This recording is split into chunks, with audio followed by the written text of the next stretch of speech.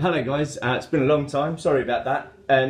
Basically, been quite busy. We've had an athlete, Luke Bennet, compete at a powerlifting competition in Eastbourne at Performance Fitness, and I was lucky enough to interview him following that success. I won't go into it too much, but basically it's looking at the mind of an athlete. So what pushed him to do it, how he felt about it, and yeah, I won't go into too much detail as you can watch the interview. It is quite lengthy, it's about 20 minutes, but do follow through to the end. I think it's brilliant and it's going to be fantastic to see where this guy goes. He came away from the competition with official and unofficial British records and some unofficial world records as well, but we'll go through them further. I hope you enjoy the video, guys. Thanks. Alright. You're going to cut all this, yeah, right? This is... Right, so thanks for coming, Luke. Obviously we're here to chat about your recent powerlifting success, but give us a rundown of where you're from and previous sporting influences. Okay, so I'm from around this area. I'm from Tunbridge Wells, but in terms of my sports and stuff, I've trained up in Gillingham as a gymnast. I went to Gillingham Jumpers for 10 years, so I trained as a trampoline gymnast. I did boxing from the age of, I want to say 9 up until about the age of 12. I played a bit of rugby as well. Love skiing, love snowboarding, them sort of things. So I've done quite a range of things. Yeah. But trampolining being probably the main one. So you probably spent the most time in trampolining. Yeah, majority of the time. Fine. About 10 years. So. And in terms of just like looking at your competitive sports, in terms of sporting competitions, how would you compare the differing events, i.e. trampolining, boxing, weightlifting and powerlifting? The scariest thing I've ever done is gone into a ring, for sure. Yeah. And I was young as well, so I guess that probably played a part also. But that is intimidating a lot. Like, you know, it's really what, you know, it's one-on-one. There's no waiting for scores to come up. You know, yeah, exactly. It's one-on-one. It's win or lose. So that is probably, but. Yeah, the trampolining, that's real tough. 10 skills, you got one shot, that's it. You don't get 3 lifts, you don't get... If you mess up the first routine, the second one's a dud. There's no point, you know. So that's quite nerve-wracking, and knowing, and the level of training you do, there's a lot of hours in it. It's quite a precision sport, isn't it? Yeah. Really? So if you misland your jump, that's it. You're going to go in the wrong direction. Yeah, exactly. Yeah. And I think it's very much... Because the technical aspect of it, you train a lot of hours, so you know how much work to put in. And I guess it is the same for the weightlifting, but there's a little bit more lenience with the weight because you get 3 attempts. You've got 3 attempts, you know, and it's the same with the weightlifting and the powerlifting. So, yeah, I would say tramp really it takes a lot more focus. I would say. Yeah. So as a whole. Boxing, terrifying, i.e. the physical risk of being punched in the mouth. Definitely, for sure. Trampolining is obviously very technical because you've got multiple skill bases. Yeah. In terms of weightlifting and powerlifting though, the general vibe, do you find relatively similar? Yeah, I would say it is very... With the Olympic lifting, it's probably bad that I say this, but I hold back almost because of the precision part of it. You've got to get it right from the floor all the way to the top. Yeah. You know, so, but with the powerlifting, it's brute force. Like, I put as much as I possibly can in. Yeah. You know, straight through the bar, as much as I can. And in terms of volume, I guess, a squat, you've done thousands of squats in your lifetime as an athlete, whereas snatch and clean and jerk, in terms of actual difficulty of the movement, is a lot different. The technical side does play a part for sure, and I'm not saying that the powerlifting is not technical, but you can get away with grinding a squat up a little bit. Yeah, exactly. So out of the sports, what would you say is the most mentally or psychologically demanding? Trampoline. Yeah. For me, there's so much that can go wrong. And the levels are slightly different. I did it. I competed for England and Great Britain and things like that. I did GB versus Germany and things like that. So I did have that sort of. It was slightly higher than I'm doing now, if that makes sense. I haven't quite got to the level of weightlifting or powerlifting, I mean, as I say, I got the British records, which was brilliant. But I mean, in terms of actual competitive level, yeah, exactly. Fair. You know, so and I've done the British. Obviously, I was top 5 in Britain 2 years on the trot on tramp. So that level and the guys that we were competing against were all brilliant. So, incredible, yeah. You know, so that was tough. What about the physical side of things? If you had to pick out of all the sports, what would be the most physically demanding? Including boxing, trampolining, weightlifting, powerlifting. Okay, yeah, that's tough. Yeah, that's really tough. The volume, the amount was tramp. That was a lot. You know, like gymnasts, it's exactly the same. Hours and hours. So the volume is so high. That took it out of me a lot. But the weightlifting is tough. Yeah, it is tough. And working full time. Yeah. See, this is where the transition sort of it's a lot different for me because I'm working full time. Yeah. I'm having to fit training around that. It makes things 10 times harder. So it is. I think it's pretty much on par, to be honest. Yeah, fair enough. I would say it's pretty much. So, how did you, obviously with the gymnastics past and trampolining past and boxing, how did you come across weightlifting and subsequently meeting and being coached by Charlie? Yeah, well, I think it was 2013 I dislocated my knee 2 weeks before I qualified for British Champs. I was devastated. I really struggled with that majorly. And then I went on to have 2 knee surgeries, a lot of rehab. I said to myself, I'll get back to the level that I was. Yeah. I said, that's my goal. I'll get back to the tramp and I want to go to the Olympics. I want to do this. So that was my goal. I got there, but I was so mentally exhausted by that point of having the stress of the injury, trying to get back, trying to catch up, looking at everyone else and thinking, shit, I should be there. Miles in front of me, I need to be there. So I put a lot of pressure on myself and I ended up hating it. I didn't want to let anyone down, so I didn't want to give up, but pushed yourself away from it almost. I was pushing myself away. So I said, I sat down one day and I just said, that's it, I can't do it anymore. But I knew I wasn't done competitively. I didn't want to give up yet. I still love competing anything. So I'm competitive. So it's in my nature. I just want to compete. Yeah. So I did running for a while. I ran like every day. I did like 5k every day. That was just to pass the time. I just needed something to do. And I wasn't part of a gym or anything like that. So I didn't do any of that. So I was running for a couple of months, which I really hated.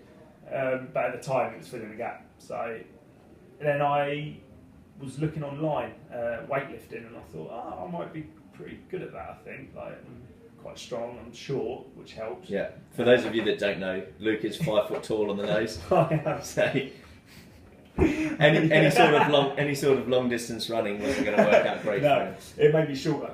So, so I just phoned up Charlie and I said, I want to give this a crack. I want to give it a go. And he said, come down for a taster and we'll take you through some bits. And then the rest is history. There you go. Yeah, perfect. There, so. And so obviously Charlie is a dominantly, I would say, weightlifting coach. Yeah. He is an S&C coach as well, but definitely Olympic weightlifting dominant. What pushed the decision to compete in powerlifting, and what was the time frame in the switching of the training methods? It's weird.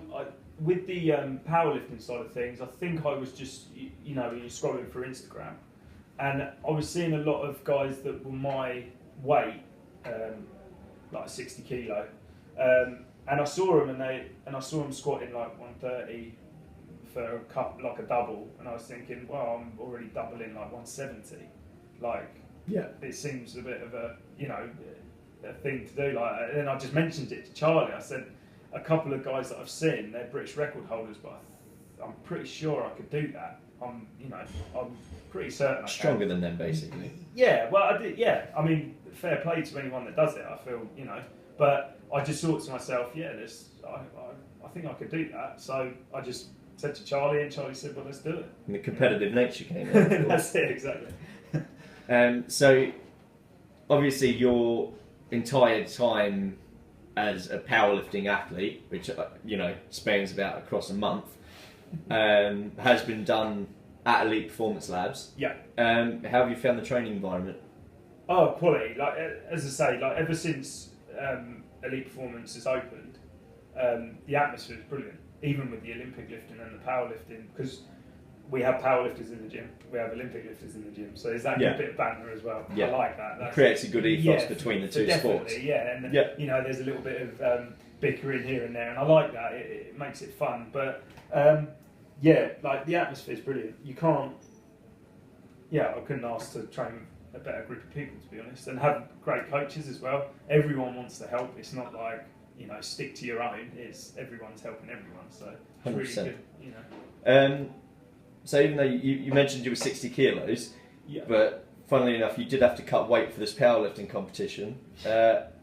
Just for everyone that doesn't know, how much did you lose, in what time, and how did you feel mentally and physically during that weight cut? Lifting weights is easy compared to weight cutting, let's put it that way. Lifting over 3 times my body weight is 10 times easier than cutting weight, because I dropped 10% of my body weight in a week. So I was pretty much down to a couple of chicken breasts a day, maybe some salmon and an egg. Give us like a rundown of the week. So like first 2 days of the weight cut, felt fine, still trained pretty well. The first couple, you know, I was really motivated. It was kind of like, it's going well. This will be fine. Yeah, I was still drinking water at that point, so I was, you know, hydrated. I felt okay. A little bit hungry, you know, grumpy when I got home. So I want to say thank you to Christy for putting up with me for that time, because she did put up with me. So thank you for that. But that was, and then Tuesday. To be fair, Tuesday was tough, because I knew how much longer I had to go. That was the real. And you were already starting to feel the effects of it a little bit. The slog started to start then, because I was kind of like, shit, I've still got like 3 days of this. And I'm starting to feel it now. Wednesday, that was a real struggle. Thursday, my motivation went back up, because I knew tomorrow, once I've weighed in, I can have a drink, I can eat, you know. I mean, so overall week view, as you say, you're picking back up on Thursday, but Thursday night came around, and obviously we're all on a group WhatsApp together. And, give us a rundown of your Thursday night. So Thursday night, I come home. Christy, my girlfriend, was home. I hadn't eaten anything since 11 o'clock. I hadn't drunk anything since 11 o'clock. So I was a little bit grumpy, but again, I was happy that I was almost there. And then the Epsom salt bath happened. How many kilos did you have left to lose at that point? I think I had 3 kilos left to lose. Thursday night before weigh-in Friday. So about 3 kilos. I jumped in the bath, 20 minutes, came out. I'm not going to lie to anyone. I nearly passed out. That was it for me. You know, I wanted to give up there and then. I thought, I can't do it. So we got half the freezer out and put it on my back, and I laid on the floor for a while. Came back round, I was okay. And then put on about 4 or 5 hoodies, a couple of pairs of trackies and some leggings, and went for a walk. I lost another 0.4 of a kilo just by that walk after the Epsom salt bath as well.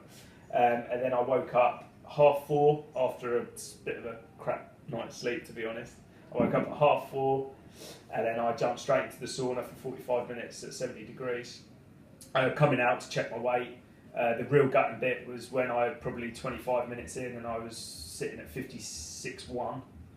So I knew I had to do more. And then I went down to 56 dead. And then I knew I had to do more, just in case the scales were a bit... Just to be 100% sure. 100% sure. So that was the, you know... that was probably the toughest thing I've ever done, I would have said. That was hard. Real hard. Mentally. It just drains you. You think...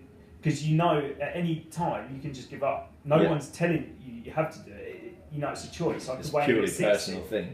So... When I was sitting in the sauna, I could have just gone, no, I'm not doing it. That's it, I'm done. So when I was in the sauna, it's a constant fight. And even the bath and all that, you're saying to yourself, just 5 more minutes, or just, you know, 1 more day. That's all it takes. You know, you're nearly done. You're constantly fighting yourself. It's tough. It's hard. So obviously the weigh-in went well. You weighed in at 55.8. So the scales were weighing a bit light on the day, weren't they? So that was probably almost a bit of a kick in the teeth. Obviously it was your first powerlifting comp. It was at Performance Fitness in Eastbourne. What was running through your mind morning of the comp and in the lead up to your first lift, which was your first squat? I was so happy that I had a breakfast. Yeah. I'd eaten the day before as well, so I was that part of me I was really happy with. But to be honest, it was the weight cut that made me motivated because I had done it. That was the toughest thing I've probably done, to be fair. And as you said before, the lifting the weights was the easy bit. The easy bit. So I was confident. Obviously, we opened quite light, probably too light. Yeah. But I'd never used a mono lift before. I'd never used a squat bar. It's a lot thicker. It's wider. The weight's slightly different balance. It's not quite the same, but so that was. I probably opened too light, but I'm glad I did. Yeah.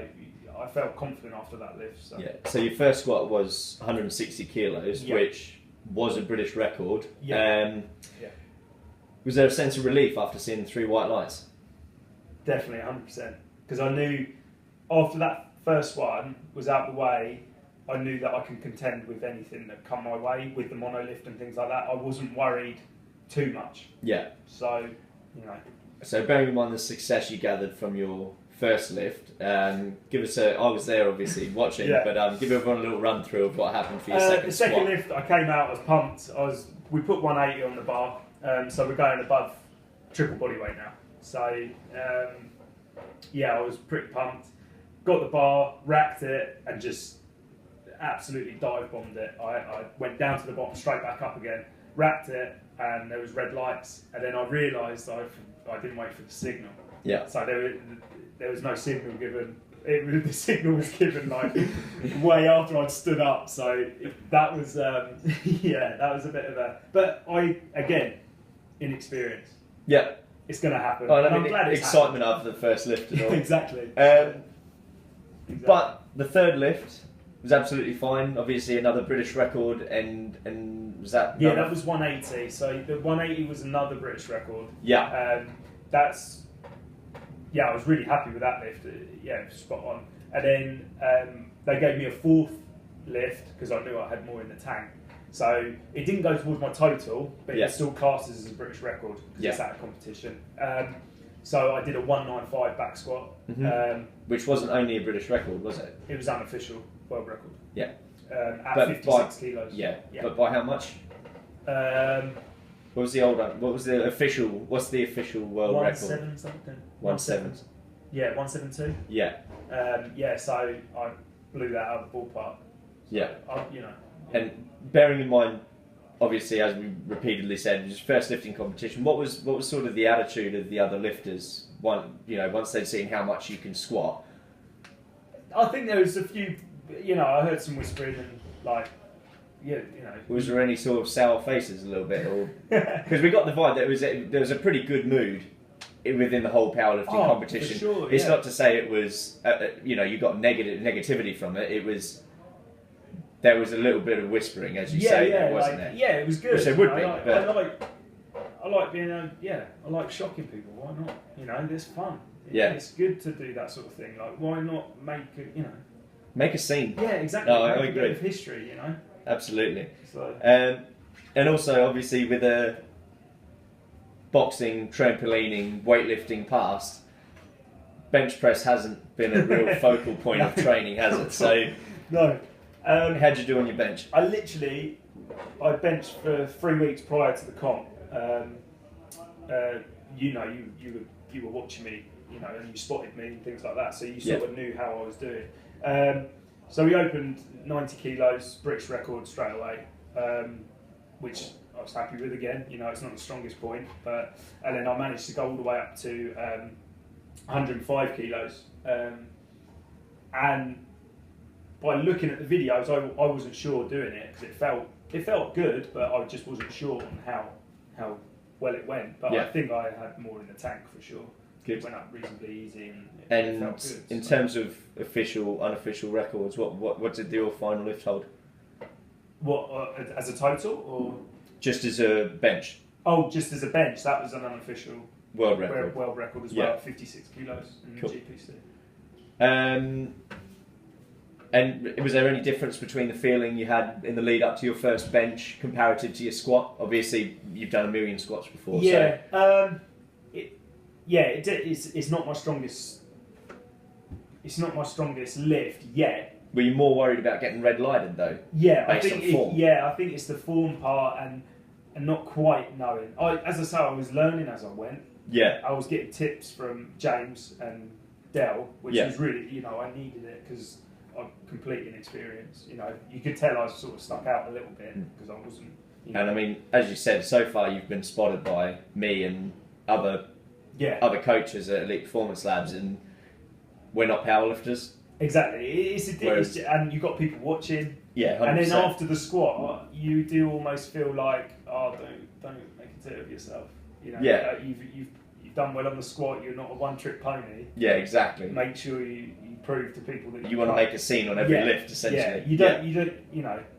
Yeah, 100%. I'm good at the squat, which is brilliant, but the goal is to be good at everything. Good at everything. Yeah.